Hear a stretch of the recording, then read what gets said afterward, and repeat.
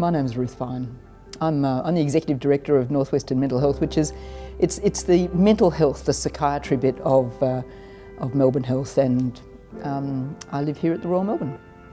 So if you could imagine that you were hearing people calling your name or talking about you or saying bad things, you would also imagine that you'd react in certain ways. And I think we need to be able to explain what a person with mental illness might be experiencing and therefore better understand how they're behaving. And so the more research, the more investment in research, the better we can make people's lives. Talking about patients is difficult, but I'm going to tell you about a patient who was my patient for a long time. It was when I worked in forensic psychiatry.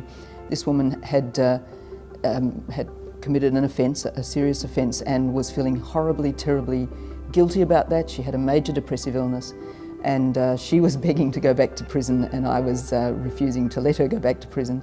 And we worked through this over days, even weeks, and she did recover, and she recovered very well, and eventually got back to her life. And I think that she learned a lot from me, and I certainly learned a lot from her, but watching her go through that process and coming out and then wanting to give back, wanting to contribute, I think was a very moving thing for me. Well, look, as well as looking forward to coming to work, I have to say I always look forward to going home. I think it's important to like being at home as well as to like being at work. I'm very lucky, I like both.